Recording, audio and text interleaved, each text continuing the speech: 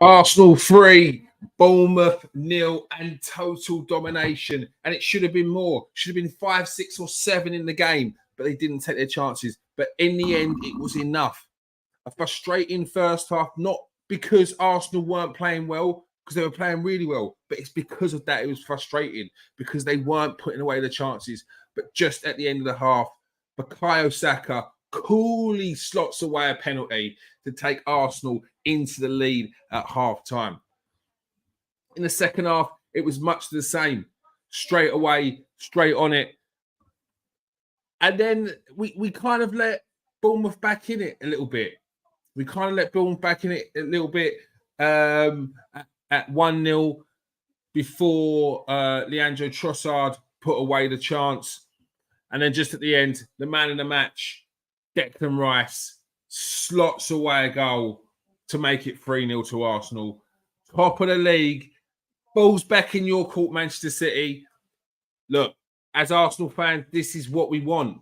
Into the last few games of the season, into the final game of the season, hopefully, that we can go down to the decider. Even if Manchester City drop points, Arsenal still have to be there. Arsenal still have to be there. And right now, it's just about putting points on the board. But today, we were lucky enough to have a good performance as well. Bournemouth, they did give us a little scare, a disallowed goal. What's your thoughts? Get into the comment section. Do you think the goal should have been disallowed for Bournemouth? Do you think they were hard done by? The penalty decision. What were your thoughts on the penalty decision as well? I thought there were some really good performances today, apart from Declan Rice. I thought his partner in midfield, Thomas Partey.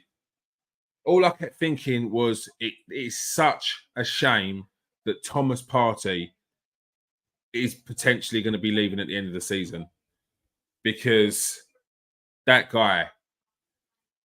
I know Jorginho's done a great job in midfield, and to the point where at times we haven't missed a Thomas Partey.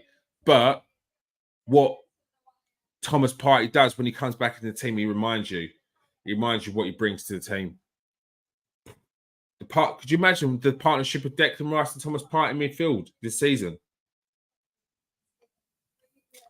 Devastating. Declan Rice has the extra freedom to do what he could do today. I see him so many times in and around the box. Early chances, popping off shots. Yeah, Declan Rice has come on leaps and bounds this season. Champions League games will hold him in good stead, because that's a step above what he did with West Ham in the Conference League. Other good performances, Martin Ødegaard. I could just watch him. I could watch Martin Ødegaard in the garden playing football, just dropping the shoulder to no one. No one's there, just dropping the shoulder. Spins, touch, twist, Cruyff turns. He is majestic. He is Arsenal's new Dennis Bergkamp, but in midfielder. Reincarnated. That guy, he's the closest thing I've seen to the ball majesty, whatever it is. What is it? Like his touch and movement on the ball is second to none. Bukayo Saka was relentless today. That's what I want to see from Saka. That's what I like to see. Saka puts stats on the board, and it's not stat padding. I don't want to hear none of that.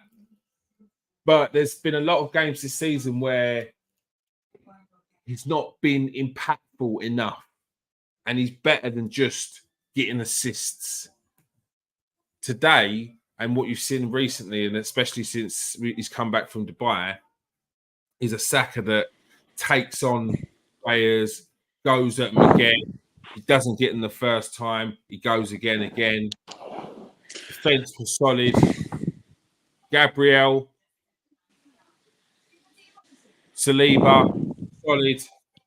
Again, Tomiyasu, about it, dropping into that inverted role today. Much better. His best performance in weeks, because he's been a bit up and down Tomiyasu.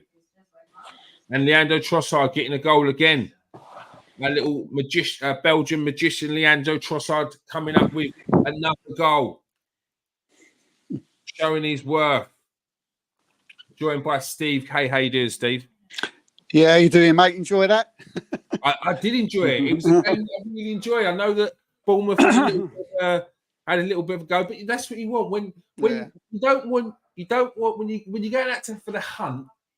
You don't want the prey just to lie down. You want a little bit of a chase. Do you know what I mean? You want a little bit of a chase. It's like when a mouse catches. When a cat catches a mouse, he lets it run about a bit and then he catches it again. That's what we did with Bournemouth. We caught it and we let it run about a bit and we caught it again and then we finished it off. Finished, gobbled them up. You know what I mean? Yeah, it's not doing any good for my nerves, though, mate. I'm telling you, it's I want us to be 3-0 up after 20 minutes. If we're not, then I'm like, oh, what's going on? I'm looking at the clock through the whole game. It's just not good. Yeah, look, for me, in the first half especially, Bournemouth didn't look like scoring at all. It was only in the second half a little bit. They got into the game a little bit. The disallowed goal. What were your thoughts on the disallowed goal? Just get a drink. Just trying to. What the Bournemouth one? Yeah. Yes, for me, you think it's a foul? It's a foul. Yeah, it's a foul. I'm thinking it's a foul. I've seen a lot of people say, it wasn't a foul. And I've seen a lot of Arsenal fans, funny enough, come online and say it was a foul. So especially a lot of Chelsea fans tweeting about it. I don't know what's the matter with Chelsea fans these days. But they've got nothing to watch. I don't. I mean, we'll maybe get on, but this Havertz thing is getting ridiculous. People, us Chelsea fans.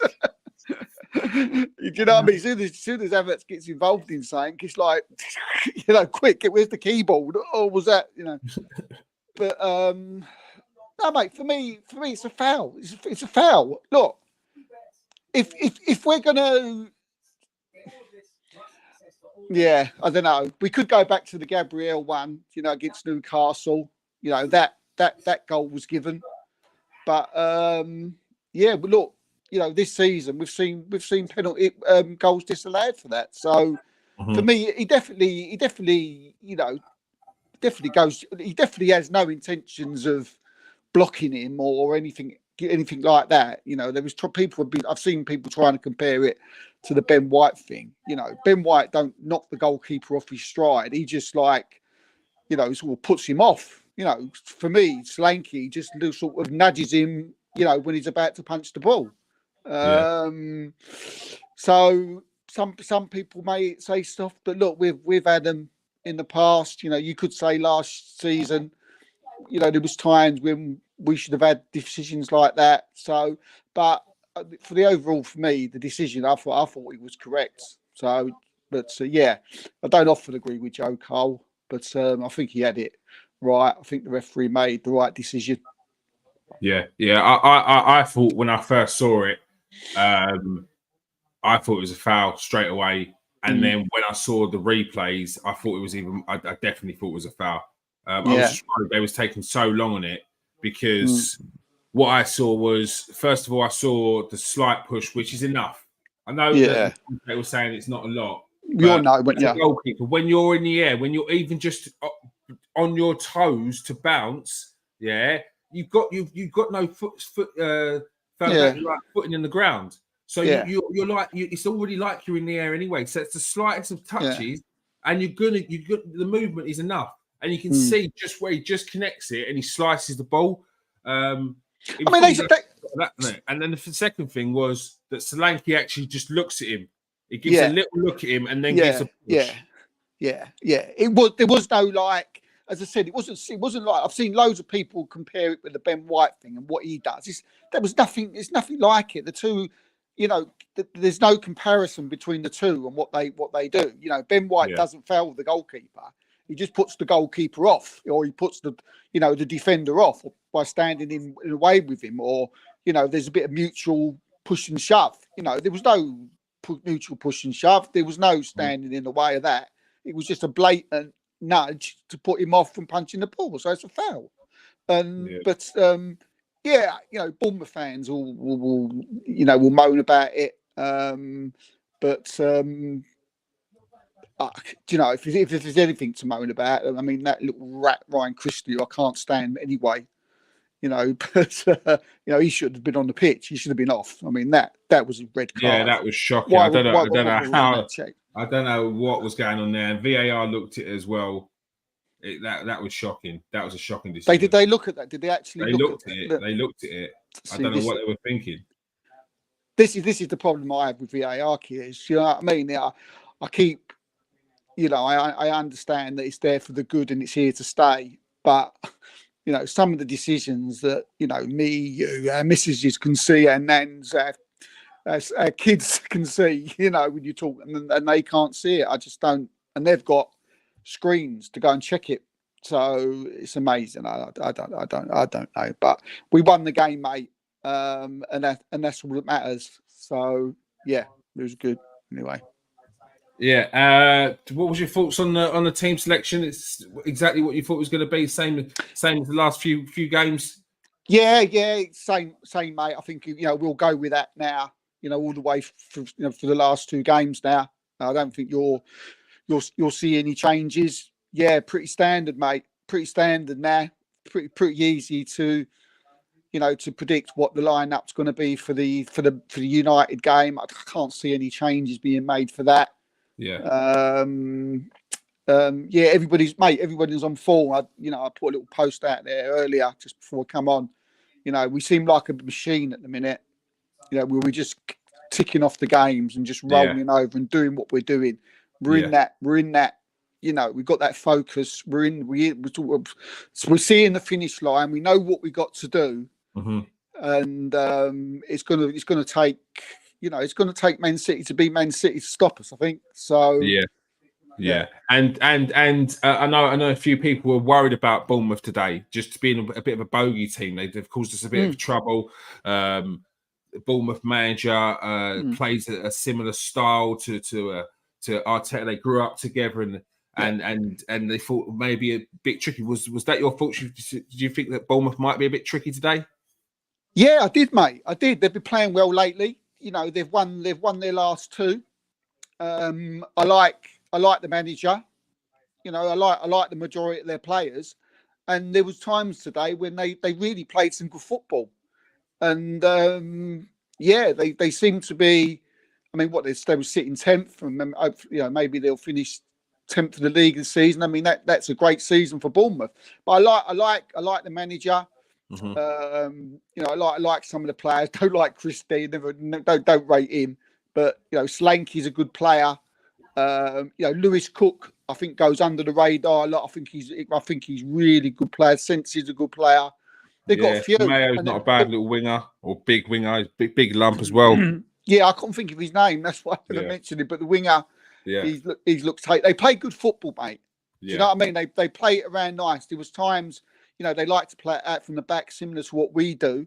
And normally where we press teams and we sometimes win the ball back, a lot of the time they were passing around us. So, big up to them for that.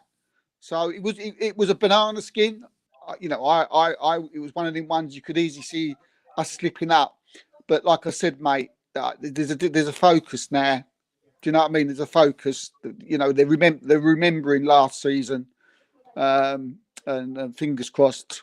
I don't think, as I say, they're looking at the finish line now, and I think that's all they're looking at.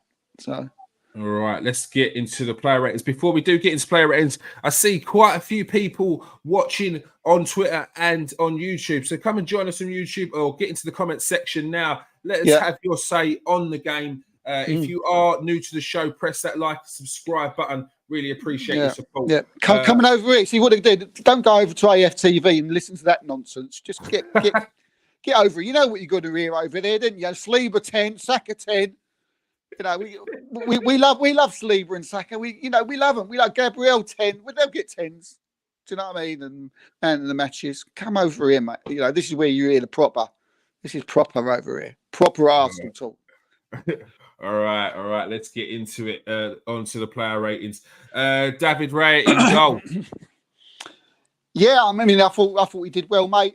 He had to make a couple of good saves. He was, yeah. I mean, they he got questioned a little bit about, with the punch because like most of the people on BT didn't think it was a penalty, so they was, having a go at him with that. But there was a couple of good saves that he pulled off, and yeah, good performance. Golden Glove.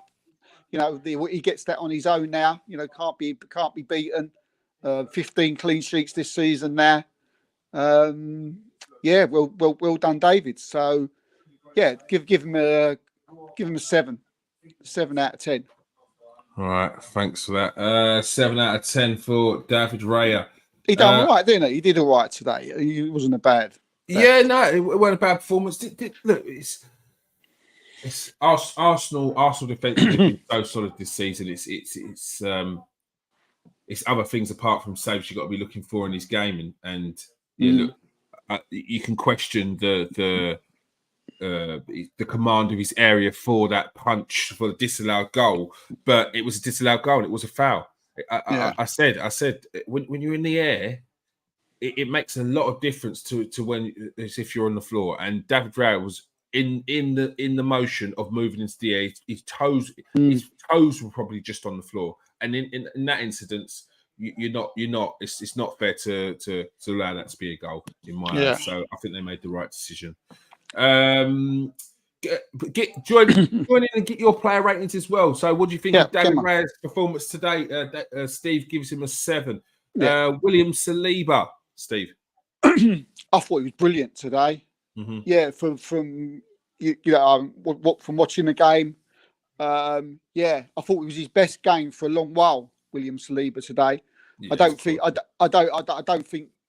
they got they did look quite dangerous coming forward, but Saliba's just seen everything that was sort of thrown towards his side. Mm-hmm. He just ate up. His pace was on point. Slanky, he wasn't even in the game, was he? Do you know what I mean? He never heard his word mentioned. But yeah, he didn't get beat for pace for anyone. Some of his touches and playing out from the back was fantastic. Yeah. What was he doing up front there? Nearly scored. Nearly scored a goal. I think Arteta was more like, what you doing up there than you nearly scored then. He put his hands on his head, but don't know whether he's told to do that. Yeah, but he definitely went a wandering. But I did think he was really good today. Really good. 8 today for William. Probably his best performance for a few weeks. Yeah, I would agree. What's your thoughts on William Saliba today? Get into the comment section. His partner Gabrielle. Yeah, I mean, first of all, unlucky for that goal. Actually gutting for him that goal. It was a great, what was it, a shinner, wasn't it? But I don't know about being the greatest shinner of all time, because I think you've got to remember Rooney's shin against Manchester City with the overhead kick. So I think that probably goes down as the greatest shinner of all time. Yeah. I mean, when you say shinner, when they say shinner, do you know what I mean? I don't know about you, but I always look at that as like, oh, you're a bit lucky. You hit it wrong. It wound me up. It wound me up when she mentioned it, actually, because I was thinking, don't take away from the goal. Yeah. He's wrapped that in the top bins. I don't care if he got to clap that off his cheeks.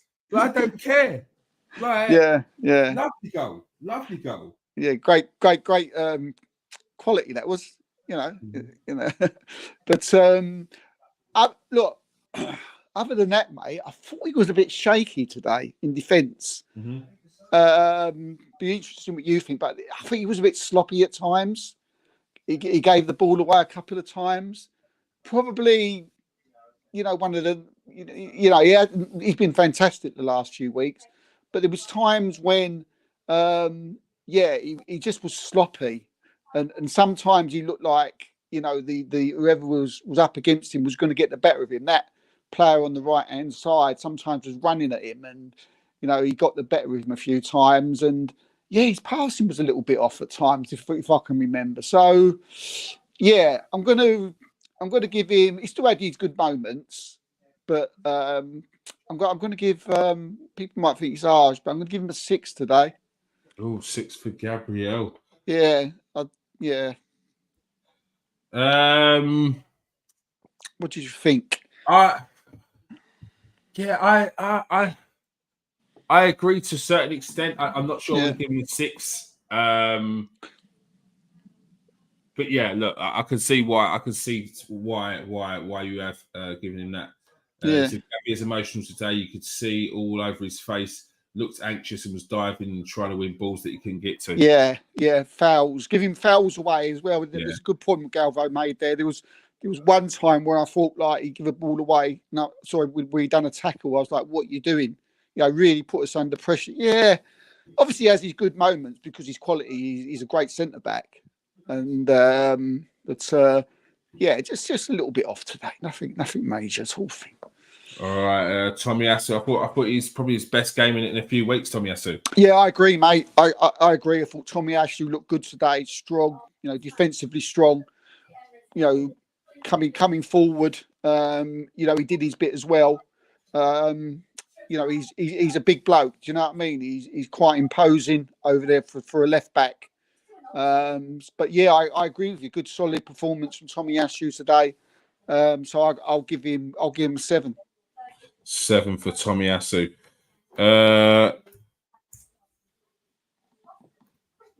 Ben White, I didn't think he got as forward as much as he has been in recent weeks, but still relatively solid today. Yeah, Ben did all right. There was nothing glaring in any mistakes that he did. You know, he was solid. Similar to what's name really to Tomiyasu. I think they was pretty. They both had similar games. Both never really got forward, like you said, as much as what you know they have done in recent weeks. Which I suppose you've got to give credit to Bournemouth for that, because at times they was good in attack. Do you know what I mean? They look dangerous coming forward. So I suppose with Arsenal's forwards players, if Arteta might have said to Tommy and Ben, you know, this is a good day where maybe you should, you know, sort of sit back a little bit more than usual and let the players in front of you do a bit. And yeah, but again, solid from Ben, good performance. So he never really has.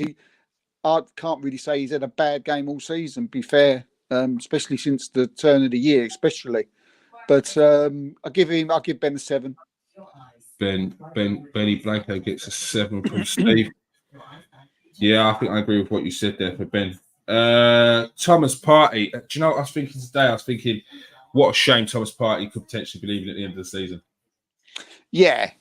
I mean, some of the touches, some of the movements, you know, the way he, you know, imposed himself on that midfield today. I thought he was he was brilliant, and he's been brilliant since he's come back. You know, 3 games now, and you know he hasn't really put much wrong. He's always liable to give that silly ball away. He does that.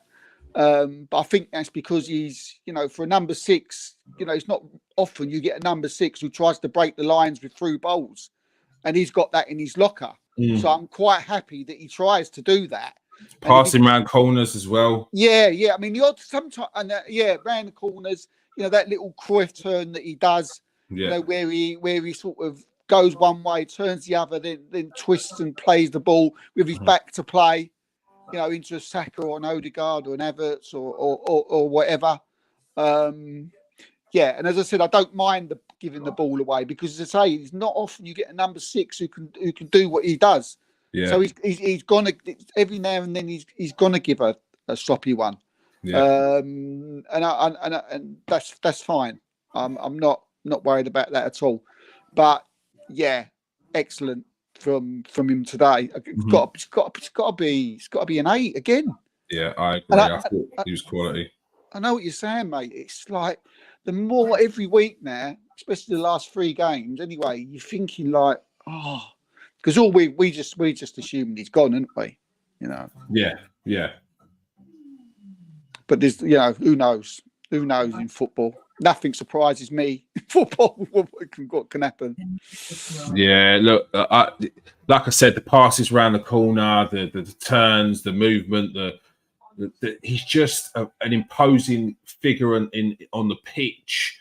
Yeah, I thought he was quality today, and he's been quality since he's come back over the last 3 games that he started. It's a real shame because I think his partnership with Declan Rice has been really, really good. It gives Declan Rice the freedom to have these sort of man of the match performances he's seen today. I think sometimes there's been too much asked of Declan Rice. He's done it, and sometimes it's been a detriment to his performance where he's just had to be a bit of a workhorse, and he's got more than that to his game. If he's going to progress, he needs to have that freedom. And it's not to take away from what Jorginho does, but no. with Thomas Partey, although you don't have maybe as good a passing as Jorginho, his movement on the ball with the ball is added. And it gives more freedom to Declan Rice to move forward as well, because he knows that Thomas Partey will be covering behind. Gavo says Rice doesn't score that goal or get an assist unless Partey's in the side. Yeah, I agree. It's a fair point. Yeah. What did you give 8 for Partey? Yeah, I think so, mate. I think he deserved that today. All right, and Declan Rice in there was that goal and assist. Goal and assist, mate. I mean, again, I don't know what more you can say about this bloke. I mean, 100,000, whatever it was, plus, and snip. I often just say that's a bargain. He's been unbelievable this season. He was unbelievable today. Total control of that midfield. Some of his movement, some of his passing, getting forward into the forward areas. Sort of like Frank Lampard. Do you know what I mean? Mm-hmm. An excellent and a fantastic goal. As you said, an assist. Yeah, I mean, probably, it's got to be man of the match, for me today, Declan Rice. 9 out of 10 for Rice. 9 out of 10 for Declan Rice. I agree. I think that performance today was one of the best we've seen, of Declan Rice. He was everywhere today. I think he could have got a couple of more goals as well. Just in front of him, the captain, Martin Odegaard. Yeah, I thought again, mate. I thought he was brilliant. I thought he was outstanding. Work rate, passing, vision. Absolutely. Again, just a fantastic performance today. His work rate's just he's just second to none. And he's the way he sort of caresses that ball, the way whenever he gets the ball, he never loses it. If he doesn't, he always wins the tackle.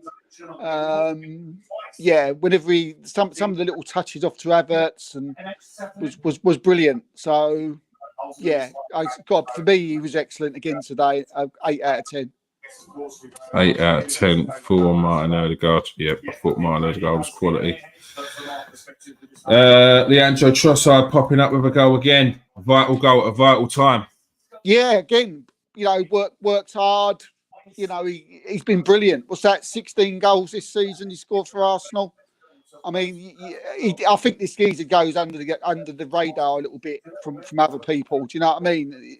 Not Arsenal fans, but other from other clubs. For what we paid for him, he was outstanding today, mate. One of the best finishes at the club.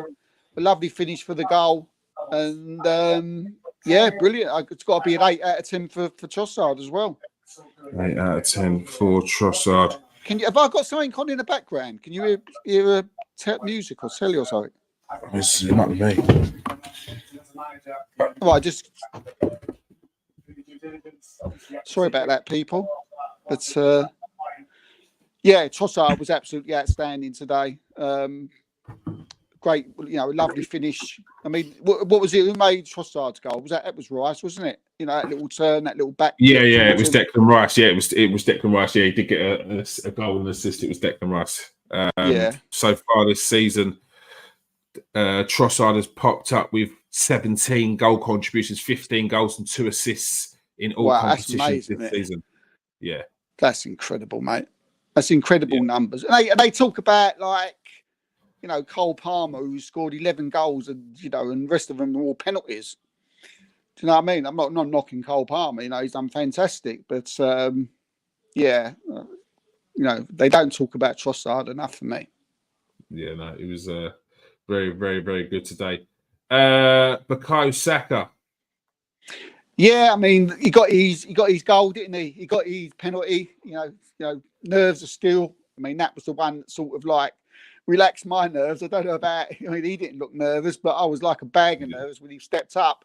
But you know, it was never in doubt, is it? You know, it was a lovely penalty, and he had a good performance. He's starting to look a bit like, you know, the old Bukayo Saka, you know, that from last season, because you know he has struggled. He's knackered. You know, he is knackered, and he does tire in games.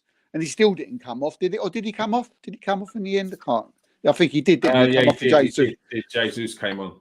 Yeah, but yeah, we do need someone to sort of like give him a maybe that is Jesus next year. Who knows? But yeah, I thought he was good today, mate. I thought he was good. He keeps getting. You know, I'm not bothered about these comparisons.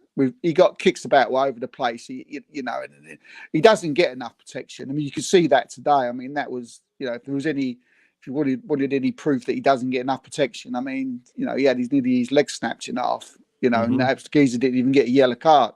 Yeah. So, but he did well today, Saka. As I say, he took a lot of tackles. You know, he took a lot of.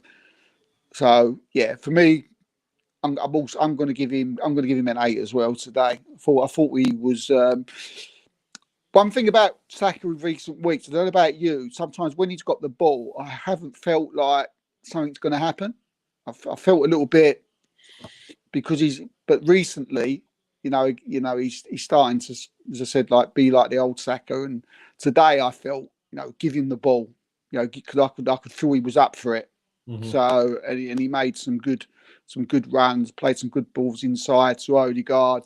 You know, he was working well with him. So yeah, for me, you know, it probably just stinks into an 8. It could have been a 7, but yeah, he worked extremely hard today, and he was, the penalty was good. So yeah, I'll give him an 8. Yeah, I think that's fair rating. 8 for Saka. Kai Havertz, man of the moment.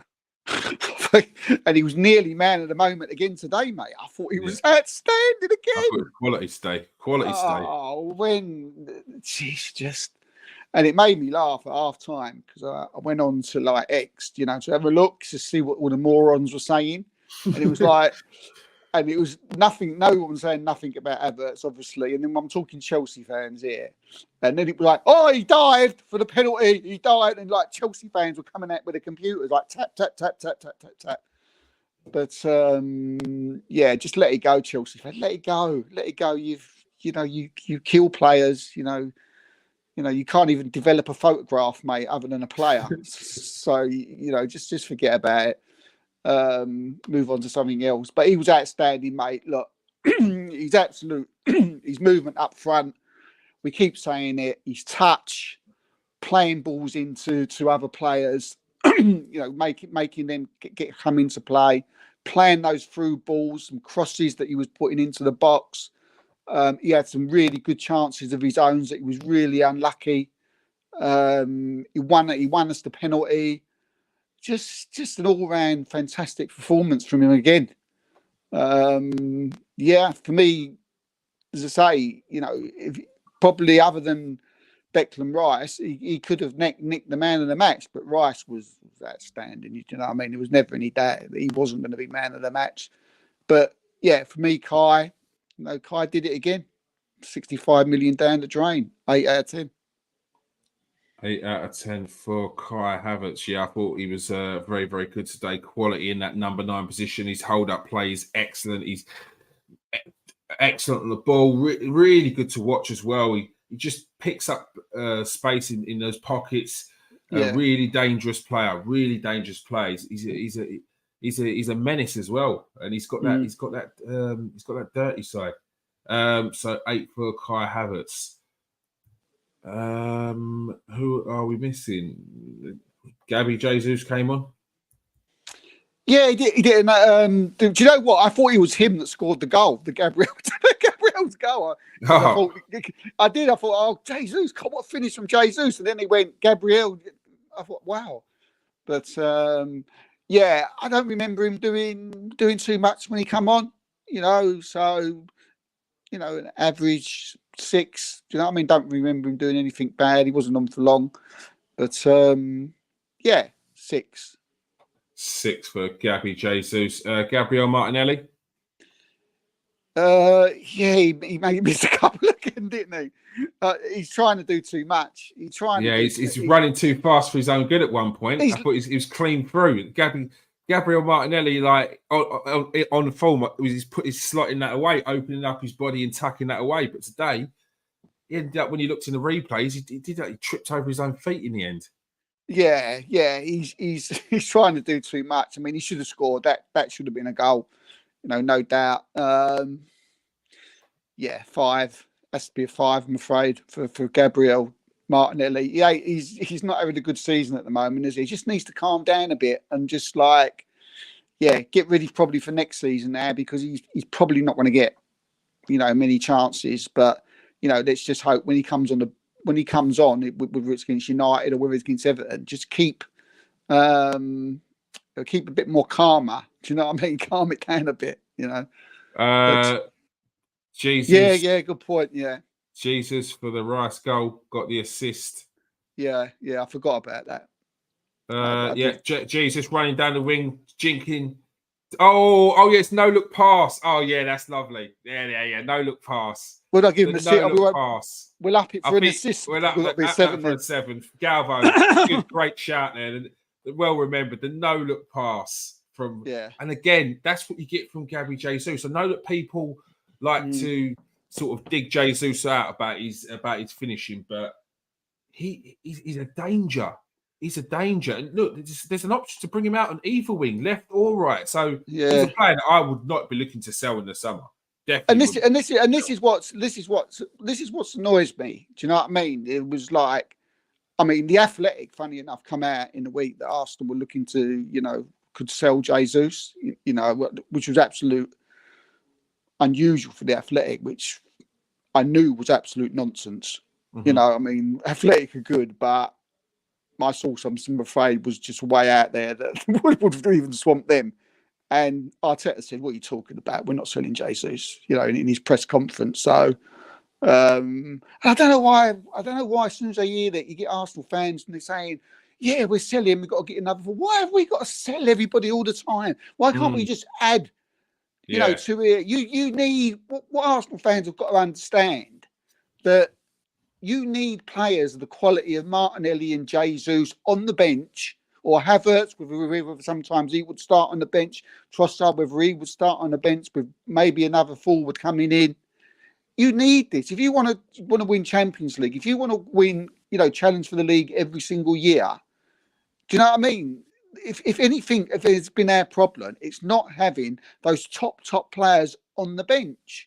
Stop with this. We have to sell Jesus because we've got to bring someone else. It doesn't work like that. Do you know what I mean? It doesn't work. There was a time. Sorry, go on. No, carry on, mate. It was just that, it just frustrates me. It's not. You look at the great Liverpool sides and you look at the great City sides, and going back looking at the great United side, they got worldies on the bench. But Steve, I was about to say, there was a time when Arsenal had Gabriel Suker, Kanu, Henry, and Bergkamp all in the side fighting for 2 positions. Yeah. Do you know what I mean? So, and that's where Arsenal need to get to, back to those times. Yeah. Back to that level. Yeah. I remember when Ian Wright was on the bench. Ian Wright on the bench. Yeah. Like, it happens with Nicolas Anelka, Ian Wright on the bench. Yeah. So, it's just a frustrating thing. Just we need to try and get the thing out there that if you want Arsenal to be challenge City every year, if you want Arsenal to challenge for the Champions League, if you want us to lift those trophies, stop saying Jesus sell him. Stop saying, maybe Martinelli's had his time. Stop it. It's because we won't get anywhere as a club if we did that. Yeah. Yes, look, we all know Smith Rowe, we know Nelson, we know, players like this in Nketiah. We know that their time's up. We do. I think we do. I get that. But, to say about all these other players, and bringing other players in, it's silly. It is silly. Yeah. Mikel Arteta. Yeah, I mean, team, do you know what I mean? Probably his easiest job at the moment, like we said at the beginning, to pick the team, and that's easy. So, he got that right, obviously. He was thinking about making substitutions, especially I think when And he made two in the end. Yeah. And I thought Partey might have come off, but he must have a lot of trust in Thomas Partey at the moment, and must be happy with his form because, he got that yellow card, and I thought, right, get him off. get him off now. Do you know what I mean? Because the last thing I want to do is get a red and he's missing for the United game. Get him off. But Arteta left him on, and Arteta and Partey just carried on doing what he does. So great decision there. Could easily have brought him off. Yeah. And I think Galvo said, if Partey would have been on the pitch, then Rice would have scored that goal. Yeah. And who knows what could have happened with the goal that was disallowed. So, moments, decisions, I think he got his spot on there, mate. So, they maybe Bournemouth had probably a little bit more ball than I would have liked today, maybe. But, credit to Bournemouth for that. But I'll give him a 9. 9 for Mikel Arteta. And Garth comes in and says, serious question. Do you boys worry that Arteta might move on if he can't get you boys over the line? What's the timeline? Where to? Over the line? Where? Like what's the timeline? Like I think that'd be the main. It's the litmus test. It's this timeline you give. If in 3-4 seasons time we're still not doing this and getting it over the line or anything like that or winning trophies, then you're gonna have to ask questions. But right now, I don't think we're in a situation even close to even this question being coming up. I think I and this is genuine. I think if this is any other club, I don't think people have got this much scrutiny. I don't even think this question even comes up. If any other club that comes from 8th, 5th, and then there's 2 seasons where they're challenging Man City for the title, if asking if that manager doesn't get you over the line, should they be looking elsewhere? I don't think that conversation that even happens. I only think that happens at Arsenal. And that's not me being an Arsenal head. I genuinely, just from seeing how the media works, seeing how Arsenal fans react, I genuinely only think that these questions are being targeted at Arsenal. Same as the bottom line. I've heard nothing, no talk of Liverpool bottling it. I've heard no talk of Tottenham bottling it. Nothing, no talk. In fact, the rhetoric still is that Arsenal would be embarrassed if they don't win this league, or Arsenal will bottle the league again if they don't win it. It's finished now, mate. The narrative is still that. It's like it's crazy. I don't get it. If anything, impossible. It doesn't make sense. So I do think that these sort of angles are genuinely only put to Arsenal. But I do think it'd be a fair question in a few seasons' time if Arsenal aren't getting over the line, and we do start to see regression as well. Because I think that's what you do get if things start getting stagnant and it does feel like things can't get over the line. It does feel like it needs to be freshened up, and I think you'll feel that. Right now it doesn't feel that way. Everything feels like progression, and I think to cut that off now would be suicidal. I just, to answer Garth's question, I don't. Where would he go? Where would he go now? To what, Man City if Pep leaves? That won't happen. I can never see that happening. And then other than that, he would never. I can't see him ever managing in the Premier League. So where would he go? Back to Spain, if anything? And maybe he's got a thing. He's got a thing. Yeah, but Barcelona. But if we're talking about regression and teams in trouble and teams who can't spend money and teams who are in debt. I mean, why in the hell would you want to go to Barcelona? They're just happy to get old players at the minute. That's what they look at. Gundogan's and Lewandowski. All right, look, Weldy's in their day, but do you know what I mean? That's where they are at the minute, Barcelona. Do you know what I mean? And reason why Xavi stayed is because they couldn't get anybody to come in. That was basically the thing. That's why they wanted him to stay so much. If there was a better manager out there, for Barcelona, they wouldn't have been begging Xavi to stay. No chance. They stayed because there was no one else that wanted the job. So I can't. Arsenal ain't in that place at the minute anyway. And I always take it back to, at the end of the day, you're talking the big trophies if you don't get over the line. So you're talking Champions League and Premier League. So I think it all depends what other teams doing in the league. Depends where Man City. I think it's more about whether Liverpool and Man City progress or regress. Do you know what I mean? If they progress, Man City, and continue to buy 100 million players and bringing in top stars, then you're battling every season. If you're not going to win the league, then it's no. Do you know what I mean? It's one of them ones you just have to sit and wait and see. But yeah. And I know what you're saying about Tottenham and Garth there. What's that? Tottenham always bottle it. Tottenham always bottle it, to be fair, and Liverpool are the media darlings. But yeah, I don't know about Tottenham bottling it. I just think they're Tottenham, Garth. and that's just the name that they are. Tottenham just every single season, so. Yeah, and that's why they got their own special name, isn't it? Spursy, because every single season they bottle it, strokes, So with that, you can sort of, put that name to them. I don't know, but yeah. You're Spursy. I think now it does go down. I think this win today made sure that it goes down to the last game of the season. We will have the split screens on. It's what I wanted. I wanted that split screen, and I'll probably do a live watch along for that one. Split screens on, Manchester City on one, Arsenal on the other. It's going to go down to the wire as Arsenal try to win the Premier League off the juggernauts who are Manchester City. That is all we have time for today. Thank you for everyone who's joined us in the comments. Well, that's usually me that goes off, isn't it, about this time? So hopefully I'll stay on. But thanks for everyone who's joining us. I'm sure Kieran will be back in a minute. Thanks to Galvo, and thanks to Garth, and here he is. He's back now. What happened there? What?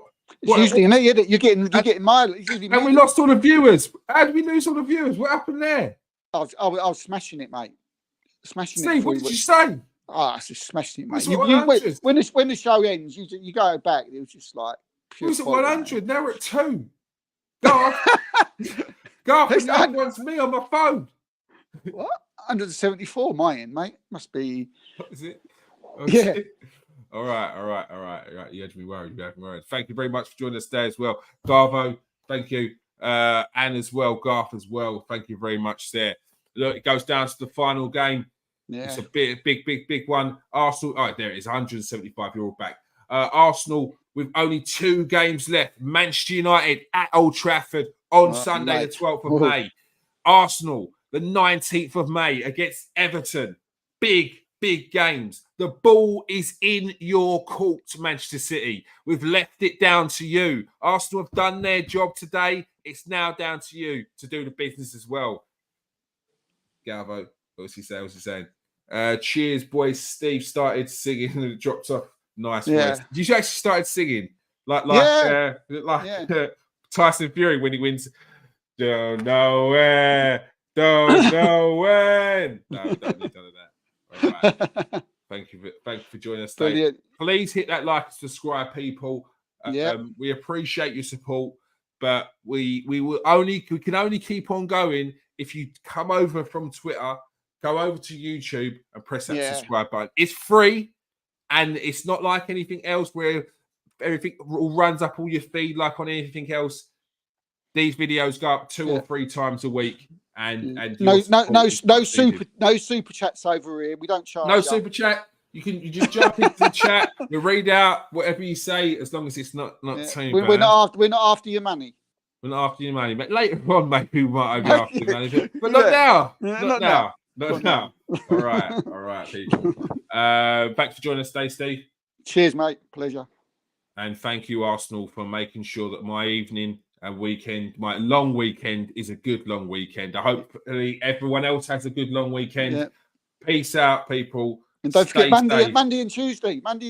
Monday. Oh, yeah, don't forget Monday. Tuesday. Monday, the Super 6 podcast. You'll see Garth, who was in the comment section, joining us live, talking about his misery that is Manchester United. Also, hopefully, Farrell is back to join us so he can get some lashings for Liverpool absolutely falling off a cliff in their bid for a quadruple this season. Unlucky lad. And also, hopefully, Kevin Parker back in. Of course, Kevin's back. Kevin Parker will be in because Manchester City will win. So, Manchester City win, which means Kevin Parker's in. So, we will see Kevin Parker on Monday as well. And on Tuesday, make sure you join us for the Arsenal show every Tuesday, 8 o'clock, live on KS1 TV. Peace out, people. Stay safe and wash your hands.